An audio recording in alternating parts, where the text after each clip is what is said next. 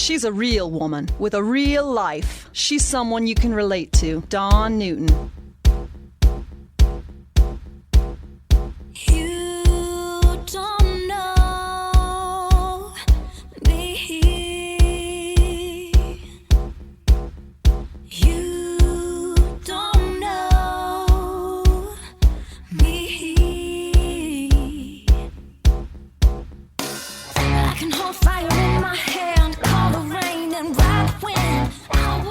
Welcome to the Dawn Newton Podcast. I am your host, Dawn Newton. Do you ever wonder what makes your dog tick? Why they do what they do? What are they thinking? How do I communicate better? I mean, what are you trying to tell me? Just say it. If only they could talk. It would make things so much easier for us, the humans. Well, joining me today is experienced animal healer, Elizabeth Johnson. She's here to share her incredible insights in her new book, Know Your Dog's True Nature, Understanding Canine Personality Through the 5 Elements. Elizabeth reveals how to use the 5-element model through traditional Chinese medicine to decode your dog's personality, behavior, and needs. Not only has Elizabeth had great success working with our beloved canines, but she says this method works well with husbands, too. Elizabeth Johnson, it's such a pleasure to speak with you. I was really looking forward to this interview, talking to you about your work and your book that's just coming out, Know Your Dog's True Nature, Understanding Canine Personality Through the 5 Elements. Thanks for joining us today. Yeah, thank you for having me, Dawn. You know, we love our dogs. Ben's a big dog town. I mean, I don't know what town isn't a big dog town, but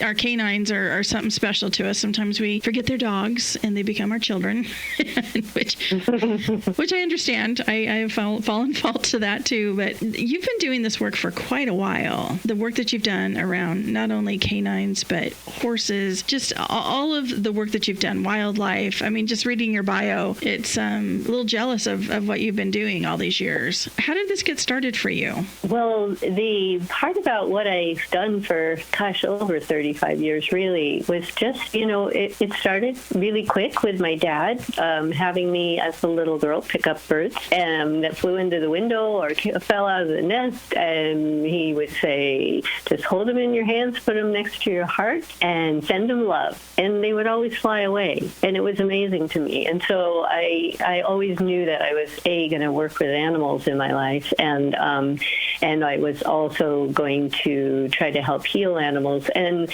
after 35 years of doing healing work with animals and, other things like wildlife biology, and I was a veterinary technician at one point early on. And then I found a lot of different modalities that really could help the animals. Many of them were complementary modalities that are now available today on a regular basis and even have made their way into the veterinary world. And one of my favorite ones I learned, because it was so intriguing, interesting, and ancient, was the 5-element theory of traditional Chinese medicine. And it's actually classical Chinese medicine, but that's a whole other conversation. But for the sake of the book and this interview, we'll just call it TCM, traditional Chinese medicine, instead, because everyone knows that. It's more familiar. So the 5-element theory has a great way of helping us understand, and it just has this sort of ancient magic to it. It's actually a giant healing structure with a lot of moving parts. And, once you learn those moving parts, it's sort of like you're juggling a whole lot of stuff, and what your goal is to create balance and to learn how to support the animals, whether you're doing acupuncture, acupressure, or with the fun part, which is helping with personality and relationship with them. So I plucked that out because I had many clients early on when I was learning it that I would have first visit with, and I'd take a really good history of the horse or the dog or whoever it was. Sometimes it was a goat, sometimes it was a pot-bellied pig. And I'd ask about their behaviors and their personality, because that is part of the 5-element theory. And at the end of it all, after I felt the animal's body, checked acupressure points, did a whole lot of other things, asked about injuries, then what I would do is I would tell the client what element I thought this dog was, because I thought it would make it kind of fun and interesting for them to manage behaviors behaviors that might be a little over the top, or at minimum to understand those behaviors and try to either accept them or what do I do to change them. So what would happen is I tell them their element, and then they would come back on the next visit and they'd go, oh my God, I finally understand my husband. And it just this hilarious sort of scene for me, like that, you know, the animals and I were teaming up to help these people understand other humans. And the five-element theory is based on a human system, but they also did a lot of work with animals early on. So it was easy to extrapolate that all for all of us, including veterinary acupuncturists that learn five-element theory. It's easy to extrapolate it into the animal world, and it's very, very, very effective in the animal world. So these personalities of the five elements became really sort of an interesting step into the human world of really feeling like we being the animals and I, were making a difference in people's lives with their humans around them. So, you know, Aunt Mary that they didn't understand, a friend who had some, you know, maybe behavior that they just didn't get, husbands, co-workers. I heard stories like that for years and years, and I treated thousands and thousands and thousands of animals. So after about the 500th one, I decided I should write a book. And then life went on, and I kept treating, and everyone would ask, when are you going to write the book? And so I finally semi-retired and wrote the book. And it's a really fun book. The people that have gotten advanced copies and have just really enjoyed it. And I just was on a podcast the other day, and the person, it was the Alternative Moms Dog podcast. And one of the interviewers had 5 dogs and a husband, and herself, of course. And she had read the book and got everyone figured out, she thought. And she had all these questions. And it was just, she said, I love this book. It's so much fun. This is so much fun to be able to fill in the blanks.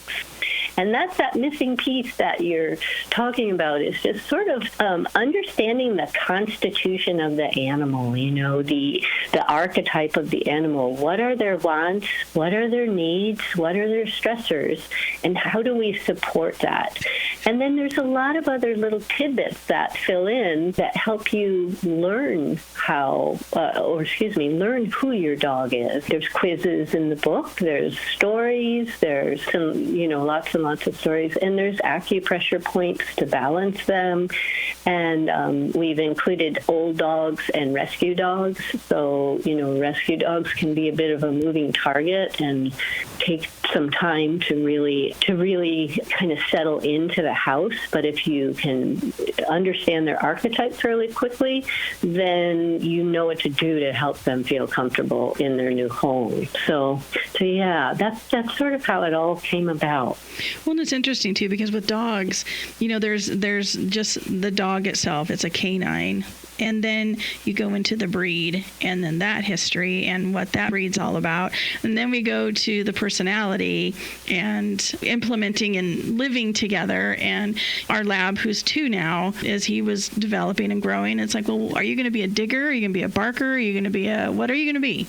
What's show us who you are type of thing. And, you know, trying to meet him where he was at. I found as we were raising him that we were putting too high of expectations on him. It's like, oh, we just set you up to fail. We expected a little too much. And so it's just really interesting, that whole dynamic, all the layers that are involved in that. And I love this piece, the 5 element, the dog archetypes. That's really fascinating to me. I mean, like, I even look at what zodiac sign are you? And let's look at that and look at your chart.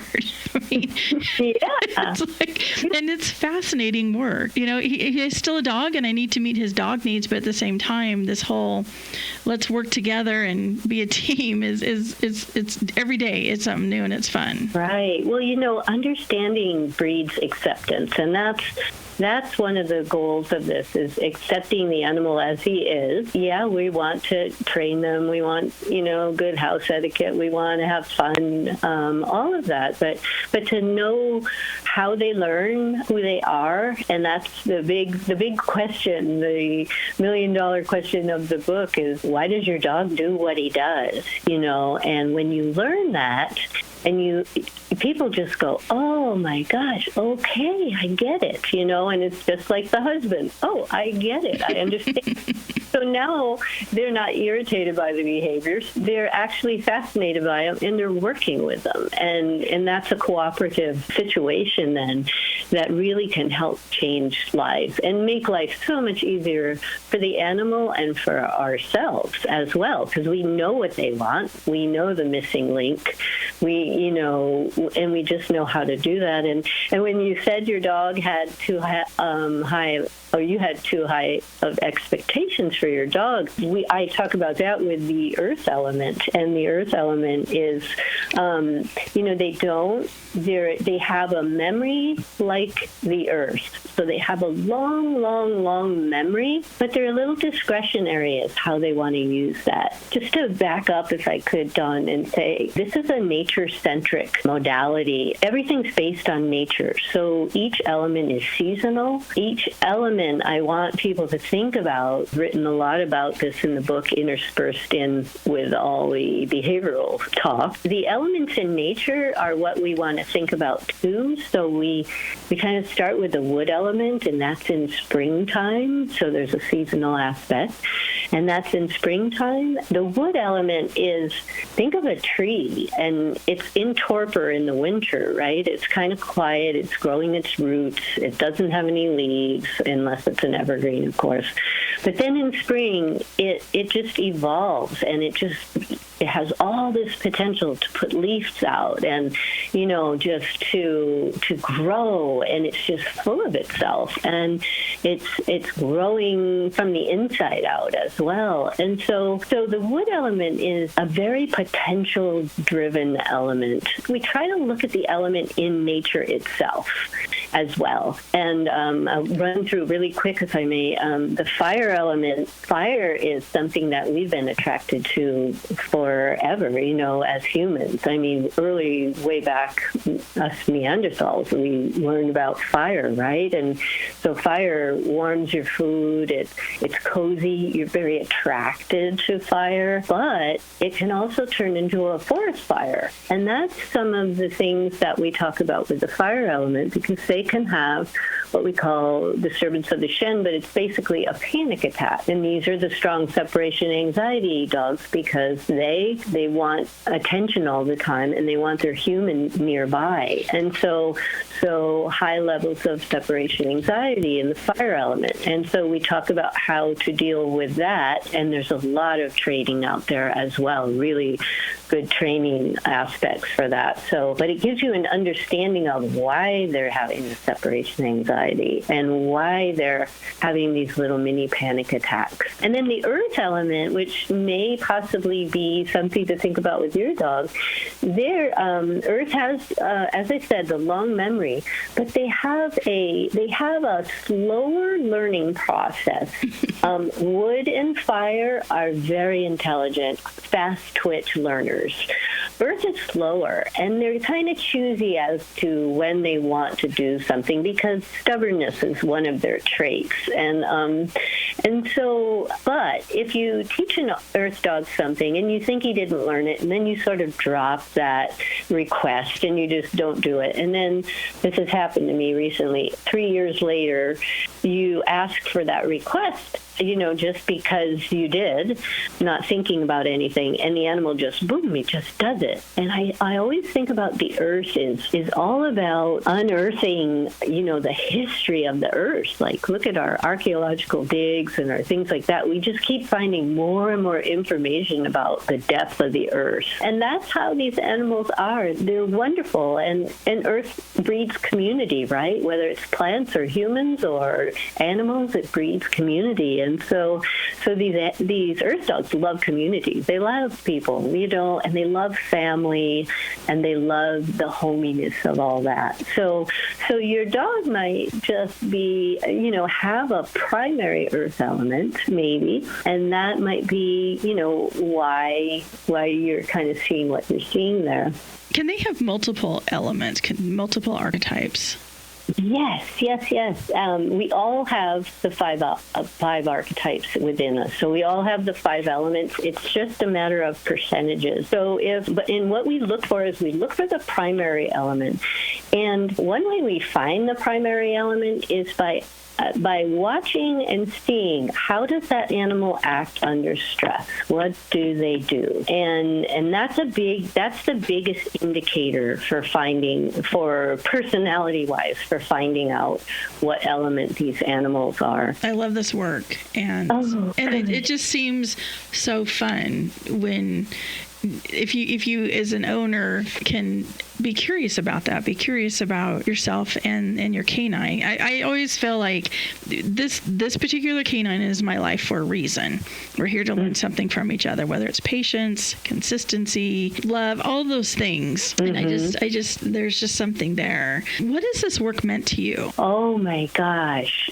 It's been my whole life, pretty much. It's just given me that understanding that I'm trying to give others of life, and how not to be offended or take things the wrong way or make assumptions that possibly are incorrect about how someone or an animal is behaving, but to be curious. And so to be curious about what makes them tick, why do they do what they do? And as I was doing healing work with all sorts of modalities, cranial, sacral, body, all kinds of body work on animals, I was always thinking that, like, why does he do what he does? Oh, and then I learned the 5 elements, and, and then fast forward 30 years, I see the benefits of it, and I've seen it for so many other people just in their lives.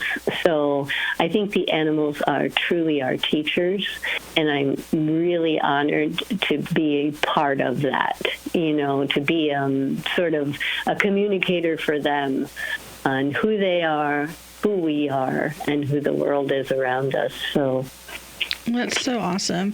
And where can we find the book and your website? And if people want to reach out to you? My website, Elizabeth with a Z, Anne Johnson.com.